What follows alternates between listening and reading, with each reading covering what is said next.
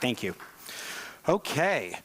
Well, I am thrilled to be with you all here this afternoon. I know you've had a long day, and I have the unfortunate distinction of being between you and alcoholic beverages.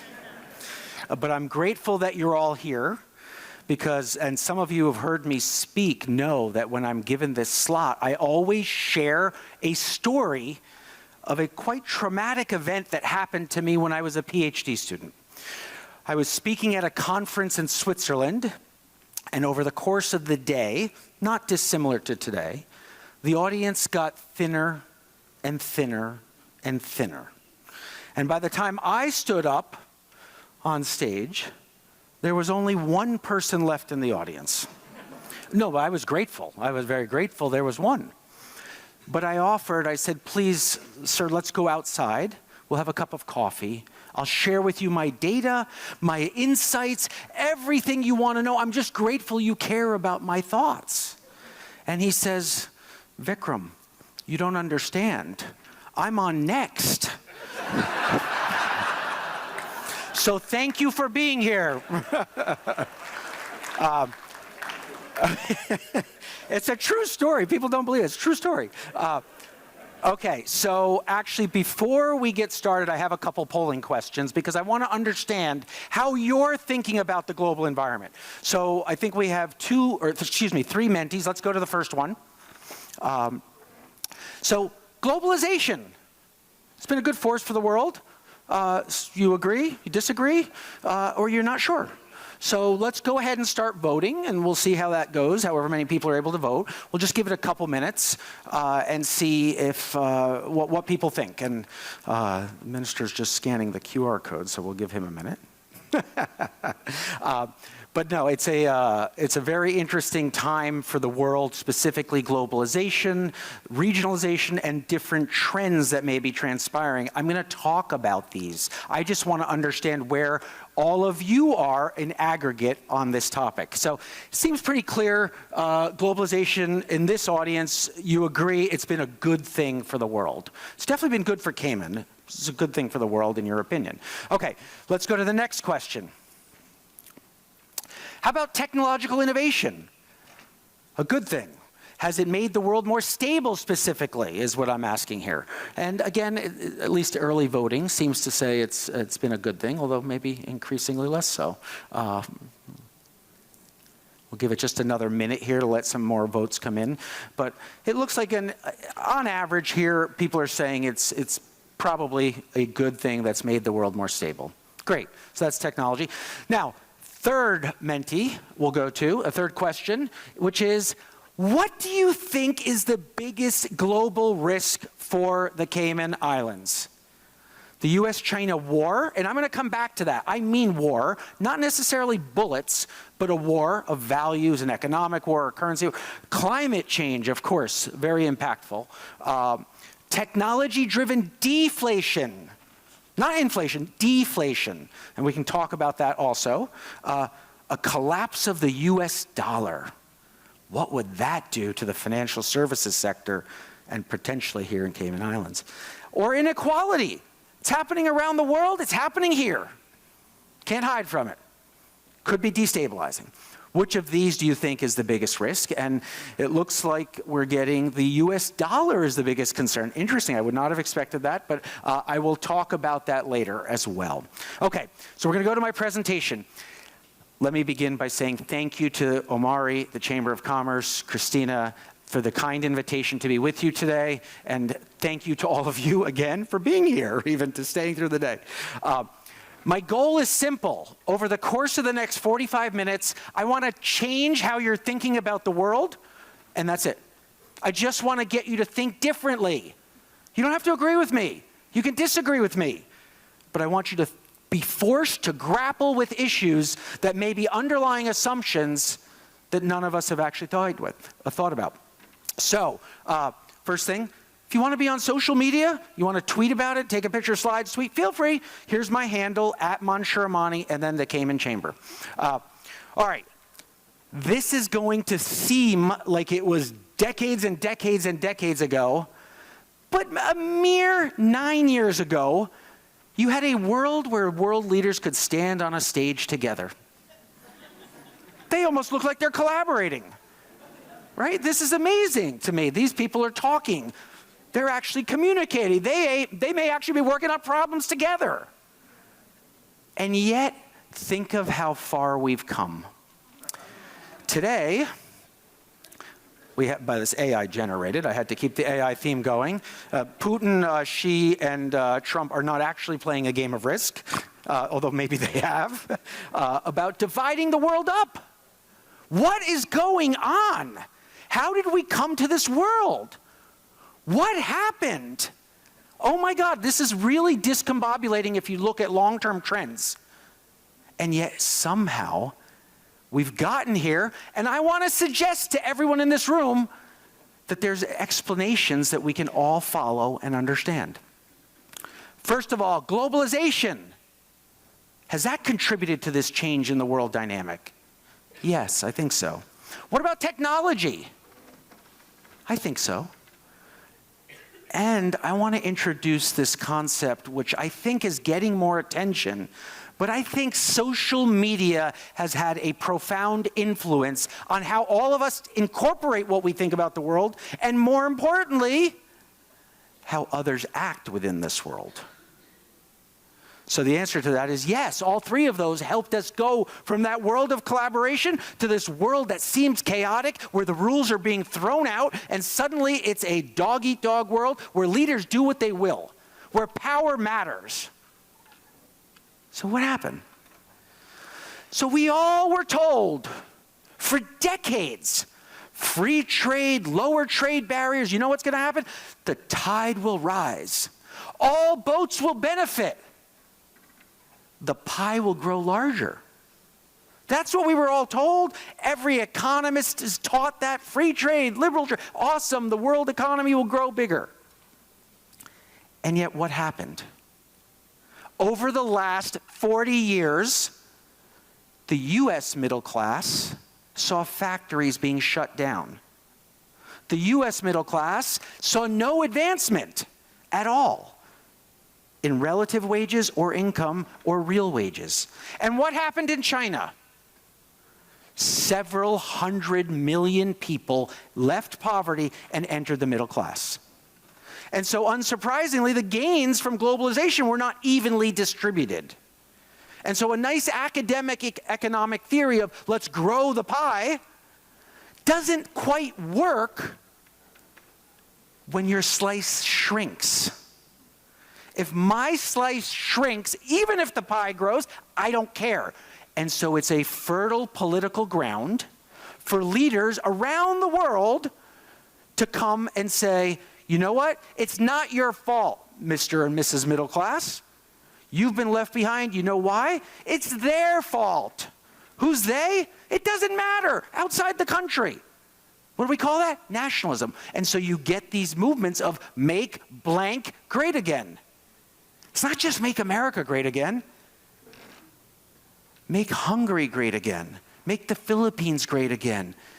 Make India great again. We saw nationalism on the rise everywhere around the world. Blame other countries. And so if we stop and think about that, free trade and globalization, that most of you thought was a great thing, actually generated the world we have. So maybe globalization wasn't a good thing. Again, I told you my objective is to just change how you think, ever so slightly. So we have nationalism and protectionism because of the globalization and how the gains from globalization were uneven. Okay, well, what about technology? Everyone thought technology made the world more stable. Technology is great. Technology was supposed to help everyone, right? Service workers, manual labor, unskilled, skilled, everyone was going to benefit from technology. They'd get more productive, we'd get more work done. They would be therefore able to produce more profits. More profits would be shared with the workers. But that's not what happened. We have this 99% and 1% problem. We're seeing inequality get compounded rapidly. And technology is a big reason for that. The return on capital and technology has gone through the roof, and the return to labor has not. And now when you have inflation in the world, you see an audience that gets pinched. Most of society gets pinched. All over the world this is happening. And they describe it, the political leaders will describe this as an affordability crisis. And it is. But I want to suggest affordability is the nice way to say it. It's actually an inequality crisis, which is much more disturbing. Inequality of income, inequality of wealth, and perhaps the most disruptive form of inequality, should it take root, is inequality of opportunity. If people don't believe they have a chance to get ahead, they believe that only those people can go on the fly in the private jets and I have to struggle with my grocery bills, you have a total disconnect. People disengage from that kind of a system, and that makes it very unstable. So I want to suggest to you that leads to a world where the same fertile political leaders can say, it's not your fault, Mr. or Mrs. Middle Class. You know whose fault it is? It's their fault. Who's they? The top 1%. The rich, the fat cats, the top dogs, the business leaders. They're the ones causing this. And what do we call that? We call that populism. Blame the elites within your country.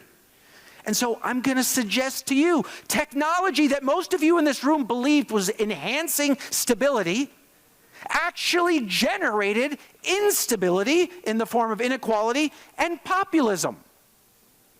So maybe we can think differently about technology. It also has generated a massive backlash against elites. Not just the top 1%, the powerful. Not just the economically elite, but the politically elite, the connected, the powerful. And so I'm using this slide because A, I used to teach at Harvard, but B, President Trump recently had a real battle with this university, and he's canceled billions of grant dollars to Harvard University, impacting research that might have changed medicine, science, and all sorts of other areas over the long run. It's not helpful. Just this week in Davos, you had a gathering of global elites.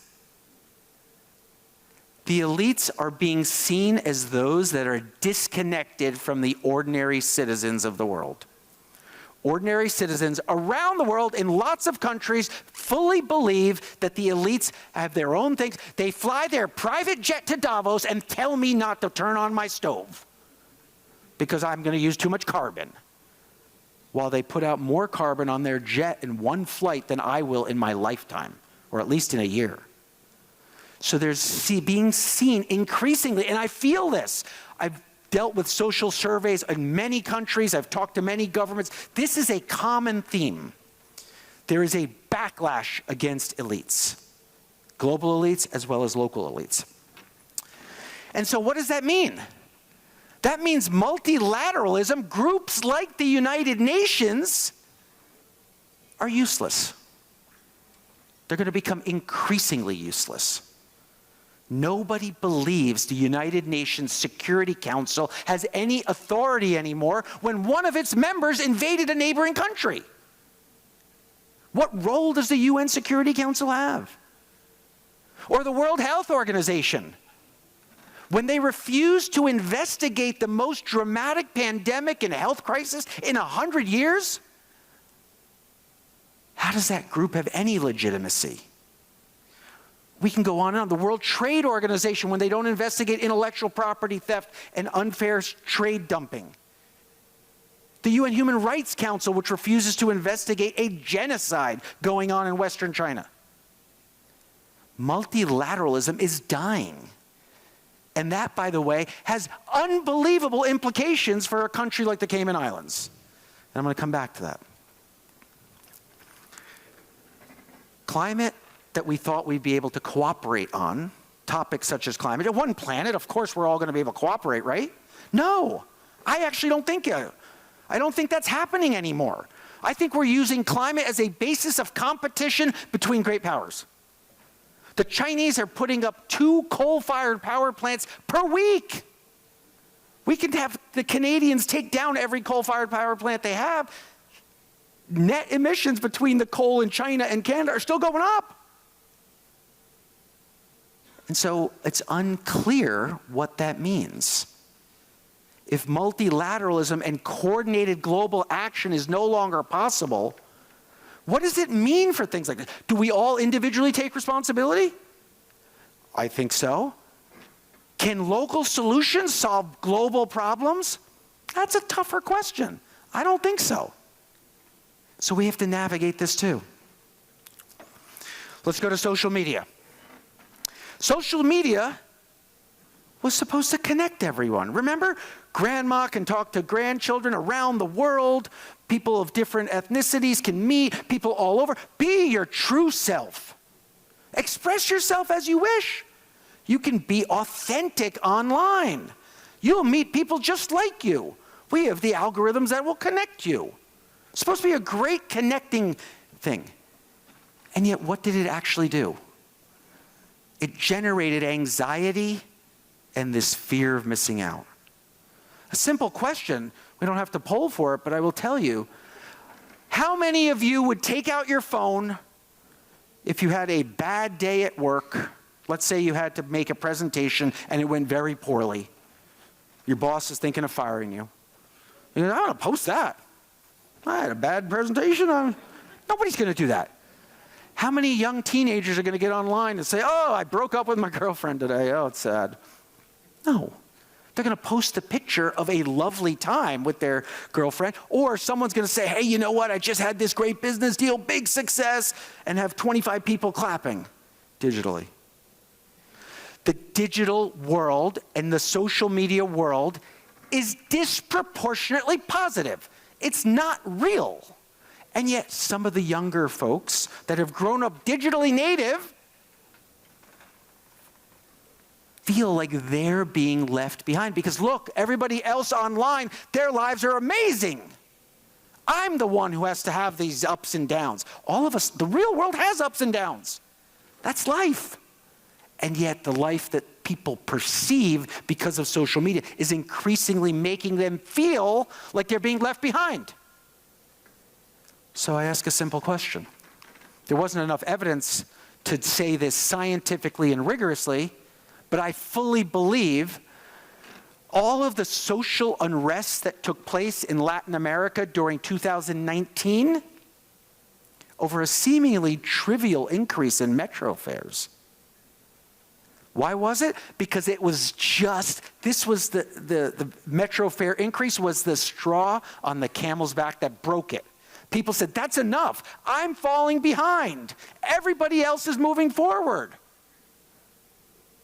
My life is worse. I'm done. This system isn't working. So it compounded the inequality, leading to this fear of being left behind, missing out, and unrest. So people took to the streets. So we have this toxic cocktail right now of nationalism, populism, inequality, anti-elitism, unrest, a lot of other economic matters I haven't had time to get into. We can talk about that during some questions. But we have this toxic brew. So what? What does this mean for the world? And then we're going to turn to what it might mean for Cayman. Let's begin with the US-China war that I referenced earlier. Any of you who have followed me or heard me speak before will understand that I fully believe, this is AI generated too, just FYI. It's not real, although I'm sure people would pay to see this if they could put the two of them in a ring. But notice on the ground, the international rule book's been ripped up, right? That's one thing to notice in this picture. But I fully believe this is the most significant geopolitical dynamic underway in the world today. And it's driving almost every decision you can say. You could say, no, Vikram, it's not true. Russia and Ukraine is that. No, that's not true. I think that's a proxy war. Russia's being supported by China. Ukraine was being supported by the West and the United States. Okay, well, but Vikram, you don't understand. Gaza in the Middle East, that's always been a tendering. No, hold on. Hamas backed by Iran. Iran getting oil revenues from China. U.S. backing Israel. That's a proxy war. Okay, hold on. But Vikram, what about what's happening in the Philippines? Yep, China attacking boats in the Philippines? Philippines, a U.S. ally? It's potentially getting less proxy, more direct. Venezuela, before most recent actions here by the Trump administration, I would have told you that felt like a tinderbox too. Venezuela, backed by China, backed by Russia, backed by Iran, thinking about invading their neighbor because of oil. Okay, who's going to defend that situation? Well, unclear, but the U.S. sent an aircraft carrier down off the coast of Georgetown. Interesting. So I think those are all proxy wars. But what about currency wars? Yes. There's a limited demand for products such as smartphones, and every country wants their version to make it out into the world. They want it to be cost competitive, so they want their currency lower. But the Koreans don't want to be left out, so they want their currency lower. The Japanese don't want to be left, they want their currency lower. And so you have these currency war dynamics. How about a technology war? Anyone believe it's a technology war? Definitely. TikTok, Huawei, and AI going on right now. How about a space race? China's putting up an international space station, the Western world's taking theirs down. Interesting. They've tested anti-satellite technology. There's a space race underway. How about an arms race? China has more military vessels on the open seas than the United States Navy. Right now. That's true. The U.S. is building and trying to catch up, and the U.S. boats are more powerful. Some people, including my commander-in-chief, says 1,000 times more powerful, but that's a maybe. We'll see. So we have this U.S.-China war underway. It's just not a direct kinetic war right now. And of course, you're hearing more and more about what's happening in the Arctic. And we're going to get to that. Bottom line, I'm going to say this, again, those who've heard me speak before have heard me say this. The world is separating in front of our eyes, real time, into two global economic ecosystems. And countries are going to have to pick a side. It's an uncomfortable proposition for many countries. By the way, there are implications for companies that straddle these ecosystems. Do you really want to be sourcing product from China in this day and age? We haven't even begun to talk about tariffs and all sorts of other trade implications. So what's happening? You're seeing friendshoring, reshoring, onshoring, call it what you want. People are doing business with their friends based on common values. And we've heard more and more about this. I've been talking about it for about 5 years now. The United States is increasingly going to focus on the Western Hemisphere. Trump has made that crystal clear the last month. This is the Panama Canal, obviously, but it's also true for some of his other comments. Earlier, last year, I could have put a slide like this up and people would be like, this is offensive. He's talking about Greenland. Is he going to buy it? You don't buy countries. Canada, he's going to make it a state? It's offensive. Panama, he's going to buy the canal or just take it back? You don't do this. That's not how the world works. Or most recently, what he did with Venezuela. I want to suggest to you that everyone has been basically misinterpreting how Trump interacts with the world on two predominant sort of methods of misinterpretation. The first is he's a negotiator. When he was a real estate developer, he entered every meeting threatening to sue everybody in the room. And then you de-escalate, you get a deal done, right? The second misinterpretation is most of the world takes President Trump literally, but not seriously. And I want to suggest that you will have better success making sense of something that oftentimes doesn't look like it's making sense itself by taking Trump seriously but not literally. That might help you understand. And so if you take him seriously, but not literally, Canada becomes seen as a partner where we need closer ties because of a threat from the Arctic. Greenland, maybe the model there is the model of what Teddy Roosevelt did with Panama. Hey, they had an independence movement underway. Let's put a big U.S. gunboat off the coast. Let's say, hey, Panama, we're going to acknowledge you if you go independent. You declare your independence. We'll acknowledge you as a sovereign nation. By the way, we want the canal. So could Trump say, all right, you know, Greenland, you want to be independent? Vote. Get independent. By the way, we want military bases, we want rare earths, and we want to be able to put our golden dome there. That's a historical analogy I know his administration is thinking through. Right? So now what about looking forward? Cuba, obviously relevant to this island. Colombia, also relevant to this region. And he's mentioned Mexico. I think that's crazy. But again, he mentioned Mexico. What does it mean? When he talks about acquisition, does he mean acquisition or does he mean just closer, tighter relationship for this Western Hemisphere logic? I'm going to come back to that. And again, we'll take some quick. Here's something that I think is crystal clear to me. And again, major implications for the Cayman Islands.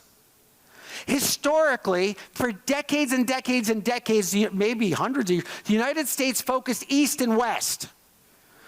The United States looks to Asia to trade, to Europe to trade, to Middle East for oil, but that was the focus. No more. The United States is focused north and south. You know who's right in the middle there?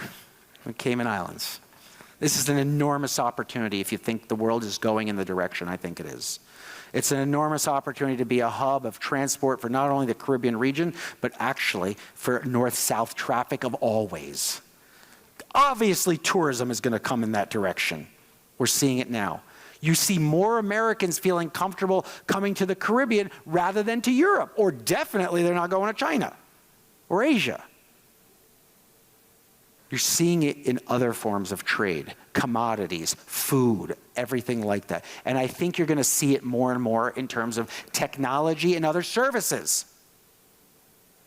The busiest port of entry for goods into the United States is Laredo, Texas.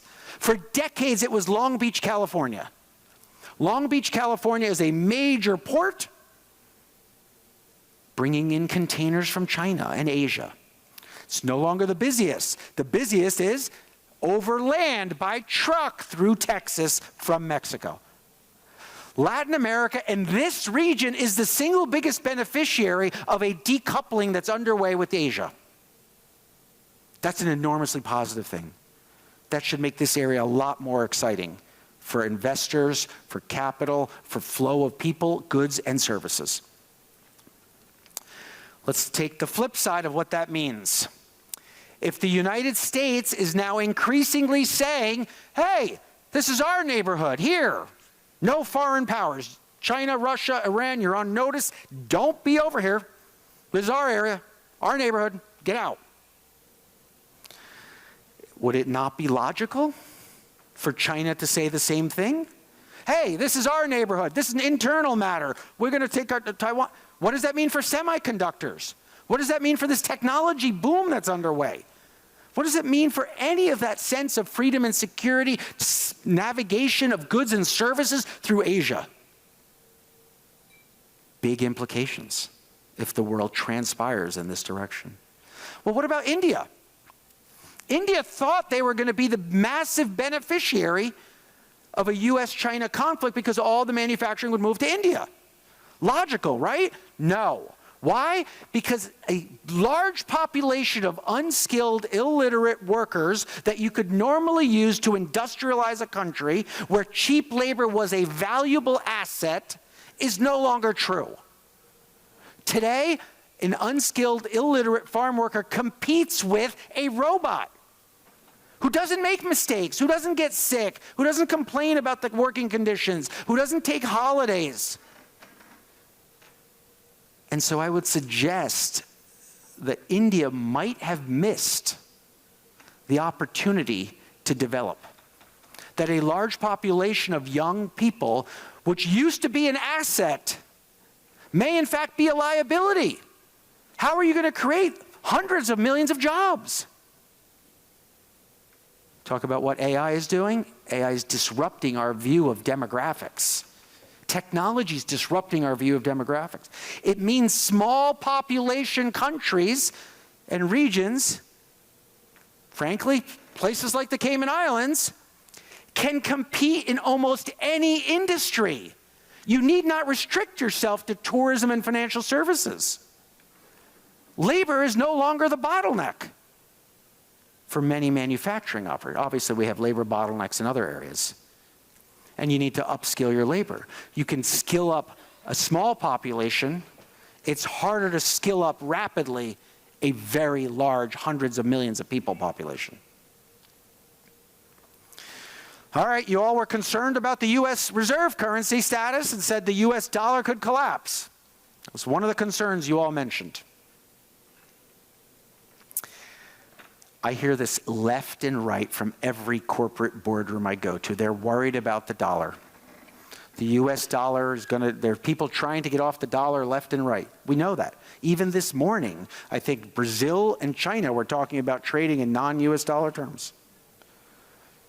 China's accepted natural gas deliveries from the Middle East and paid in Chinese yuan. The Indians have paid for Russian oil using, I think, rubles. India's demanding Malaysia trade with India in rupees. This is happening, right? People are moving off the dollar. Incrementally, yes. Am I worried about a dollar collapse? Absolutely not. Here's why. I've gone to corporate boardrooms and I'll sit with the CFO of a major large company that has hundreds and hundreds of billions of dollars on their balance sheet in cash, and I'll say, okay, you're concerned about the dollar. Yeah, Vikram, it's crazy. The world, why, we're printing, we got deficits, we got lots of debt in America. Why would we want to keep our money in dollars? People are trying to move off of it. We're seeing it. China, Russia, the BRICS, they're even thinking about their own currency. This is crazy. Why should I stay in dollars? I said, great, let's do this. Let's take 100 million, pennies on your balance sheet effectively. Let's take 100 million, let's put it in the People's Bank of China. Oh no, Vikram, I can't do that. I'll get fired. Okay, well, rule of law, I just can't do it. No problem. There's a wonderful branch of Sberbank in Moscow. It's marble, looks stable. Like, why don't we go put some money there? No, I mean, Vikram, come on, you're not serious, right? Where do you want to put it? Go to Switzerland? No, they've been changing laws. I don't know. Trump's fighting with them. Doesn't even know who their prime minister is. He doesn't understand. No, I don't want to go to Switzerland. You want to go to the UK? You put your money in a British bank? Surely they're safe. Well, but they've had 5 prime ministers in the last month. Okay, well, that doesn't help. Right? Well, I don't want to do that. All right, sorry. I figured there's, I can do a little bit of poking. So, where do you want to put it? I ask him. So, oh, Vikram, you know, we like the dollar. Dollar's good. We're good with the dollar.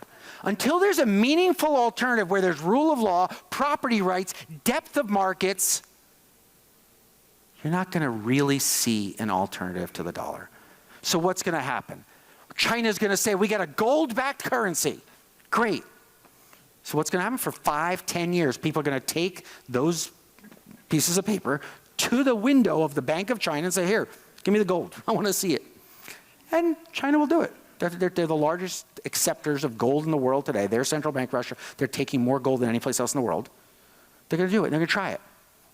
And they'll do it. And then maybe after 5, 7, 10 years, people will eventually say, okay, I kind of trust them. And you'll start seeing a shift of flows, but not of the stock. The reserves are all held in dollars still. So I'm not worried about this right now. It's worth watching, but it is interesting that there was such concern in this audience. All right, so we've got this chaotic world. This is the path forward right here. These signs will tell you everything you need to know.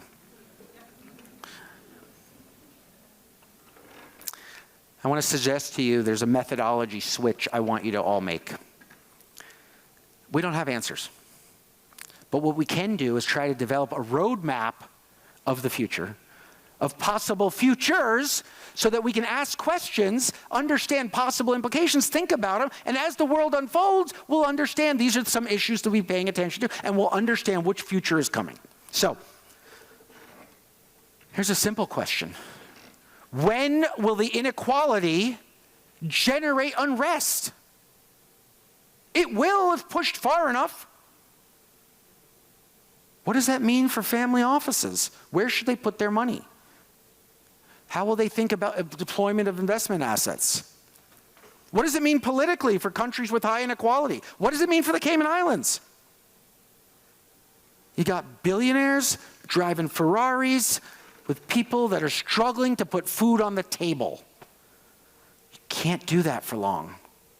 Can't do that for long. Social unrest is a real and likely outcome from extreme inequality. You can't allow it. And that means you got to be a little bit more compassionate. You got to be a little bit larger with the safety net. You got to understand there is a license to operate, a social license to operate in a particular jurisdiction. And that may mean supporting charitable causes and other organizations to provide these nets. And it will be in your best interest to do so. All right. We've gotten this far without talking about tariffs, but I want to pause now and talk about them. Excuse me. There's different ways countries fund their business models, right? We're all business leaders. This is the Chamber of Commerce, right? What do? You got revenues and then you got costs. Okay, so what are the revenues to a country? Historically, in the United States, before 1914, it was tariffs. It was excise taxes. There was no income tax.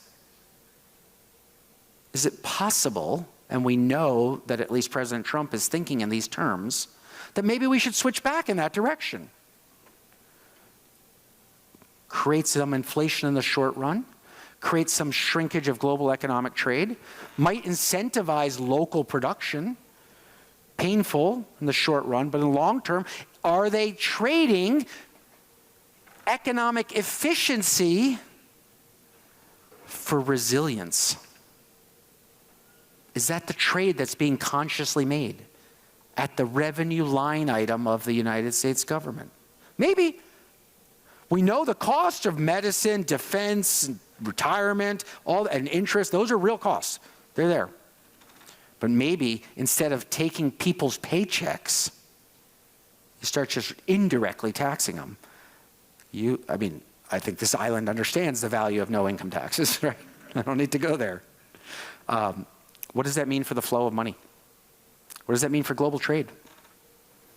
What does that mean for Cayman? Think about that. It may not be just a bout of tariffs that are being bludgeoned over the heads of people that don't listen to what President Trump wants. Maybe it's an actual business model change for the United States government and how it funds itself. All right, here's another provocative one. How many stars will there be on the U.S. flag in the next 3-4 years? For those that don't know, the U.S. flag, each star represents a state. Is that number going to go up? Is it going to go down? Could go up, could go down. These are the questions. I'm asking questions. I'm not saying anything. You guys are looking at me like I'm crazy. I just asked a question. All right? What are the implications for this region? We talked about Cuba. You know that the U.S. Secretary of State has a personal motivation to fix Cuba. He mentioned it less than 24 hours after the Venezuelan situation unfolded. Venezuela is 1,000 miles away from the U.S. Cuba's 100. What about Greenland? Very real Arctic risks, thinking about it in the U.S.-China context, thinking about Golden Dome and where he wants to put those, where missiles would go if they were flying from Russia or China towards the U.S. Greenland suddenly becomes a little more, it becomes different. You think of it differently. How many stars? Don't know. What is China going to do? If we add a star here, how does that make you feel about Taiwan's independence? All right, I got 5 minutes left for organized comments, and so I want to turn a little bit, at least briefly, I really wanted the Q&A to be about the Cayman stuff, but I've hinted already at a couple pockets of opportunity. We got to think differently. All of this uncertainty is one side of the coin. The other side of the coin is opportunity. Don't fool yourself. If there is no uncertainty, there is no opportunity. Plain and simple. If it was certain, it'd be done. But all of you as business leaders at the chamber, you understand risk is inherent to get reward. You take a risk, you get a reward. And over time, if you do it correctly, it works out. And so we're in a time of max opportunity. Don't think of it as max uncertainty. Replace the word, because it is in fact the case that they are synonymous. And so we got to start thinking bigger than just Cayman, right? I'm going to give you 3 quick ideas that I think are relevant. 1, why is there not a good university here? Why not build a major university here in the Cayman Islands? The Cayman Islands, the United States is actively, because of its immigration policies, sending away some of the best and brightest people from the world. Again, think of what I described as that north-south trade of flow of people, goods, and services. What's the opportunity for education? Look, of course, I make it nice with a picture here of a big fancy campus. Okay. But there's training opportunities to upskill existing workforce here. That's a small form of education. There's opportunities for Venezuelans to come here, others to come here, learn. This should be, for education, what Health City is becoming for medicine. A regional center of excellence. For sure for the Caribbean, but I'm going to suggest it could be for bigger than even the Caribbean. There is such a shortage and such a critical need for education today. And by the way, I do not think it has to be skills-based. The prevailing mantra is we got to get skills-based education. And skills-based education is squarely in the crosshairs of what AI is able to do. AI is doing skills. We want someone that can think, connect dots, not generate them, connect them. Look broadly, not deeply. Any silo of expertise is subject to AI coming and eating that person's lunch. So think broadly. Would it make sense to do like a liberal arts effort here? Sounds crazy in today's day and age. People want their children to learn how to code. They want to not code, but at least learn how to do the AI that can code, right? Prompt development. But who's going to learn how to set up the algorithm? Who's going to ask the questions of whether the algorithms and the AI are biased? You have to have people that can think for themselves. And so that comes from critical thinking, skill development, which can be done in a whole bunch of areas. So I think education is one of the clearest opportunities for me for Cayman in a 10, 15-year view. The same way during my first trip, as Shamari mentioned, my first trip was here a while ago. I was saying, we need health care here. You got to get great health care. And they just built Dr. Shetty's hospital out east. I said, we're going to do more. And look at it now. I guarantee you, Health City attracts people to the Cayman Islands. Talent, business leaders, visitors, because of the comfort they have that there's major medical capable care here on island. Let's do it with education. That'll create a compounding effect over time. All right. We talked earlier today, one of the ministers was talking about bringing in some more fiber, bringing in some more data. Again, think of the north-south connection I'm talking about. Why not throw a nuclear reactor next to a big data center and put it on island? I understand the law doesn't allow nuclear right now. Change the law. We got some political leaders here. And by the way, when I say nuclear, a lot of people still have this image of nuclear as being unsafe. Next generation nuclear technologies are absolutely fail-safe. I would put one of those in my yard. I'm that comfortable with the technology. Next generation nuclear technology, small versions, not this one, right? Obviously, this was AI generated. So small versions, local nuclear, and if you had excess power, because let's say the nuclear reactor is of a size and scale that produces more power than Cayman uses, let's invite high variable users of power. Invite the Bitcoining mining industry here. Invite others. We always think of demand as set and we then change our supply to meet the demand.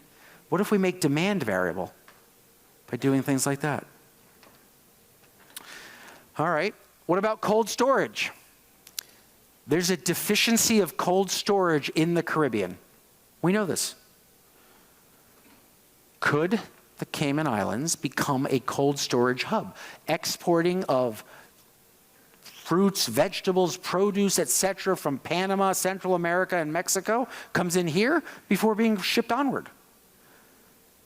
And by the way, all the ancillary services that would come about if we did that could be quite meaningful. Look, I don't have to talk about the tourism opportunity in the North-South dynamic. It's obvious. Obviously, the tourism minister described it with eloquence and efficiency that articulated exactly what the success has been and the future opportunity, which I would say is even bigger than he suggests. In this North-South dynamic, the tourism opportunity is going to be gigantic. Lots of Americans go to Europe and Asia to vacation. More will come to the Caribbean on the margin. And so this is going to be a very big opportunity. And it could be an opportunity during the school vacations where currently a lot of American families, or North American families, go over to Europe, and now they could come here, which is a slower season for y'all. So I think there's opportunities in tourism. For sure, financial services. For sure, that innovation economy that Tech Cayman is sort of supporting and promoting. You know, we've got all those things. I don't need to tell you what you already know. I'm trying to suggest that there's other ways to think. Don't think about Caymans as a literal market here. Expand your thinking to say, okay, let's at least be regional. Or what if we think of this as we're at the crossroads of North America and South America becoming more integrated with trade, with air travel, with all of it. Why is Panama the hub? Why shouldn't Cayman be the hub for major air travel through Central America? So we can ask questions like that. But here's what I'm going to wrap up with. I love Winston Churchill. Difficulties mastered or opportunities won. Again, without difficulty and uncertainty, there is no opportunity. And we're in a time of what you might describe as max uncertainty. I'm going to suggest to you it's max opportunity. And so I've just thrown a couple of ideas out there to show you what I think could be useful ways to think. But I will close on this. I've written probably an article on every slide you've seen. And you can find them all on my Substack. There's the QR codes to the Substack. And then I'm obviously on Twitter, LinkedIn, all those things, and you can find me there. But those were my organized comments. And so before we turn to Q&A, I have one last poll question for you. So let's go to the poll question.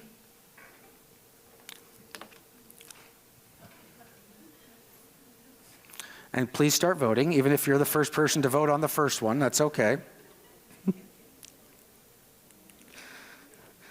I won't see who's voting how, it's okay, go ahead. Oh, sorry, they need the QR code for the voting. Can we go back to add the QR code somehow? Or can some people see the no, we can't? Okay. Oh, it's coming, it's coming. Maybe it's coming, maybe it's not. Okay, well, thank you. You guys are being nice. At least only one person said the 45 minutes. Oh, there's the QR code, perfect. For those that need it, I know there were a bunch of people over here asking about the QR code. Feel free to vote. No, I mean, look, obviously this was in somewhat jest because I am between you and the bar. I understand that, and I don't want to hold you from that. I know some of the messaging I gave you was a little bit depressing, possibly discombobulating, but I do really genuinely believe that Cayman has a ton of opportunity ahead of itself in all areas. Everything from the existing areas of success, which is finance, investment, tourism, and some of the new tech innovation areas, but also in education, also in logistics, also think about the big big, big dynamic. If there's one message I leave you with, the world is shifting from a east-west northern hemisphere world where most economic activity is happening to multiple north-south worlds, and the western hemisphere is in fact going to be, I think, the bastion of individual liberty, freedom, innovation, and opportunity, and Cayman's right in the middle of it. So I couldn't be more excited about your prospects. So, all right. Questions? Thank you. So Will, how are we doing? You're going to read me questions? I definitely will. Okay. Thank you very much. I think the first thing we're going to do is put a QR code up on the screen from Menti, so that people can start putting questions through. I'll begin. Let's just talk about Cuba first, because obviously that's in our back door. Yep. What makes you believe that the Trump administration will actually go after Cuba? And are the conditions in Cuba such a way that you think the country would actually come forward and join the U.S.? Yeah, so I think, Will, it's a great question. Obviously, Cuba is on the minds of lots of individuals. The reason I think Cuba is on the minds of the U.S. government is because they've said so. Right? Less than 24 hours after the Maduro capture took place, Secretary Rubio at a press conference talked about the fact that Venezuela was providing illicit oil to Cuba to keep its lifeline afloat. I think he even went so far as to say, if I was a Cuban leader, I wouldn't sleep well at night. Which was a very big statement from the U.S. Secretary of State on a global stage at a press conference to say that. So we know that that is a concern in the U.S. media over the last few years. You've heard about Chinese intelligence gathering operations in Cuba. You've heard about Russian movements into Cuba, other things like that. And so if you put this U.S.-China dynamic, overlay it on the comments made by Secretary Rubio, his personal background, he's of Cuban descent. He wants to run for the presidency of the United States, and he's from Florida with a large Cuban expat population. I think Cuba's on the agenda. You said that you thought that the United Nations is probably going to dissolve in a little bit of while. Like I said, I think it's becoming increasingly less useful. So what do you think about the Board of Peace that the Trump administration is proposing? Well, how much do you have to pay to get into that thing? So I mean, you can make anything work in the short run with enough money. Look, the idea of doing specific, targeted, there was this phrase that happened during the Gulf War. It was called a coalition of the willing, I think was the phrase used. And so if there is multilateralism that exists at all in the world, it will not be through institutions that exist beyond their cause. And the cause is going to be defined in a specific way, and you will have a shape-shifting coalition of individual countries that join if they believe in that cause. And so you believe in Gaza peace and the border peace, fine, join. Don't join if you don't. But this idea that there's some super international governing body with somehow authority over people, I mean, you saw how Brexit went when the UK, nobody wanted to report to Brussels. And suddenly you want the world to report to the UN? Yeah.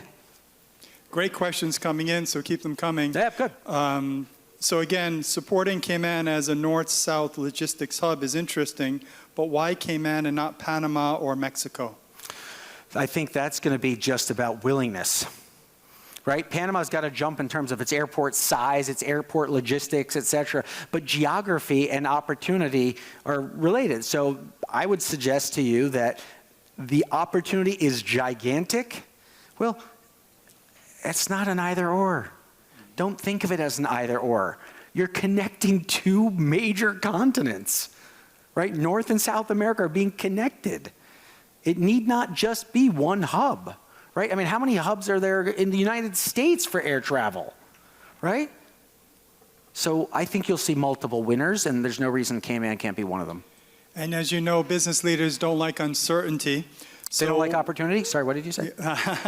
The question says uncertainty. No. But what would your recommendations for them to navigate the opportunity, as you say? Yeah. So navigating uncertainty, I believe, it requires a generalist approach.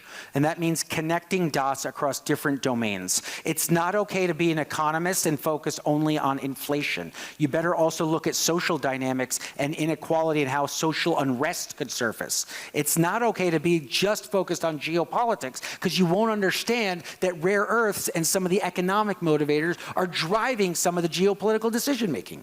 Right? It's not okay to just be a geopolitical person without an understanding of history. I'll give you a great example. If any of you have time and you're bored, because this is not that exciting, but if you have time, go to the Kremlin's website and read. This is what I do in my free time, just FYI. So you can see no one's going to be with me when I have a drink now. They're like, he reads the Kremlin. I'm not gonna...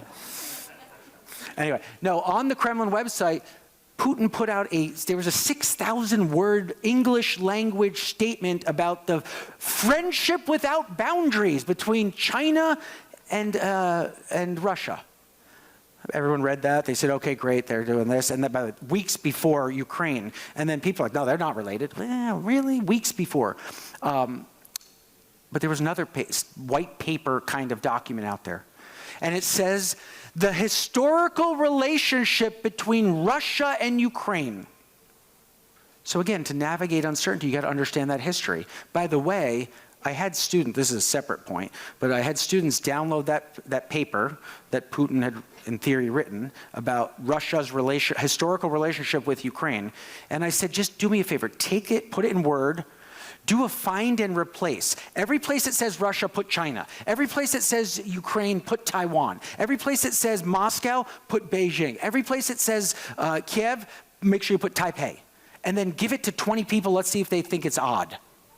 Nobody thought it was odd. They thought it read exactly the same way. China uses their language to describe their relationship. Internal affair, not extra. Anyway, my point, Will, is that to navigate uncertainty, you have to connect dots across different domains. You got to look through multiple lenses. And do not think in terms of a future.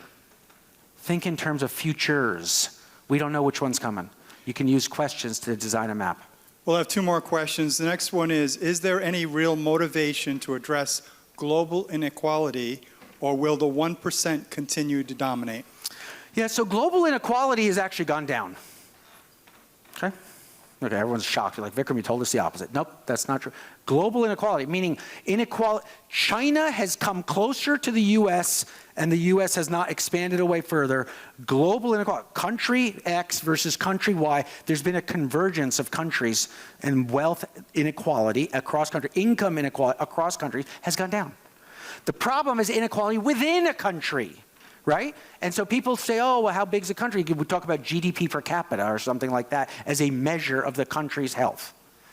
But per capita, by the way, this is another topic. I'll just pause for a minute. Anytime someone says per capita, I get really agitated. This is ridiculous. What does it mean per capita? Like, if I took Shamari up here and I said, okay, here's a bucket of ice water, put your right foot in it. Here's a bucket of boiling water, put your left foot in it. On average, he's comfortable. What the hell does that mean? Like, what are we talking about? Right? But he's not. He's not comfortable. Right? So fundamentally, I don't know what it means when people talk about these averages, but I do understand the boiling water versus the ice water. And so I think the inequality question is really about, is there an appetite to decrease inequality within your own country, within your own domain? Yes, I think so. At a certain point, every billionaire that shows up here in Cayman Islands should be supporting, with a small check, social institutions, and a small check for them could be $1 million, right? That could be support. Now, I don't think it should be mandated. I don't think it should be required. I think it should be voluntary because it actually is part of this social license to operate. It is what keeps the society and the fabric of the social community held together. It's why I was really touched to learn about what Health City does for children, even in the Caribbean, that can't afford health care. Like, that's a good thing to do. We can be good people, right? So we need not let all these harsh realities impact our ability to give back and contribute. So Yeah, well, take all the time you want. We'll close off on an interesting question which was posed by our audience. Should bring the bar in here. So should we be concerned about our prime geographic location coupled with our tiny size? We would have to rely on the United Kingdom, which is not in the north-south shift that you're recommending. Yeah, so look, I mean, the United Kingdom, I think, provides you guys security, defense, foreign relations, stuff like that. And as far as I know, the United Kingdom and the United States are on good terms, at least before. I didn't check Twitter recently, but you know, if there hasn't been a tweet saying something opposite. But let me suggest to you that this, and I will say it, and I feel bad ending on this, but I have to be honest with what I think. The Commonwealth nations have somehow developed this desire to diversify. This is the word being used. We have to diversify our trade. We have to diversify. We have to diversify. Mark Carney's the classic example of it, right? He's saying we got to diversify over that. And he goes to China and cuts these deals. The day after fighting with Trump, he goes there. I mean, to me, the Commonwealth needs to deepen its relationship with the United States, not diversify its relationship from the United States.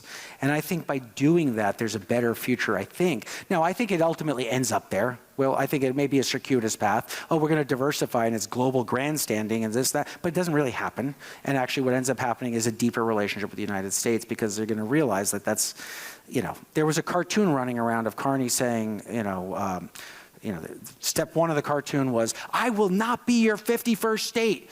And then the second cartoon was, because I'm already the 24th province, and he's next to Xi Jinping. I think the idea of partnering and having quote unquote ecosystems that you genuinely belong to and are all in on is the future. I might be wrong. Look, I mean,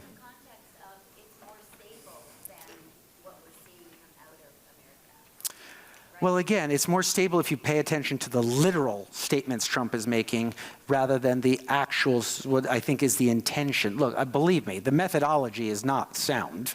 I am not endorsing the methodology of the United States communication, negotiation, or whatever other strategy might be going on there. But I think underlying it, there is in fact a signal. Within all of this noise, there is a signal, and the signal is the Western Hemisphere is important. The signal is North-South trade is going to be more important. The signal is we're going to be doing business with our friends based on common values of individual rights, property rights, rule of law, freedom, liberty, and I think the Western Hemisphere is going to turn into that in a world that's not run by an authoritarian, centrally controlled regime. If this area can be freedom, liberty, etc., this will be the hotbed of innovation for humanity to handle all its challenges. Like, I really believe that. What's that? No, sorry, I can't hear you. Okay, we can ask me out there at a drink, but otherwise, okay, I think I've overstayed my welcome. But thank you all for listening. I appreciate it.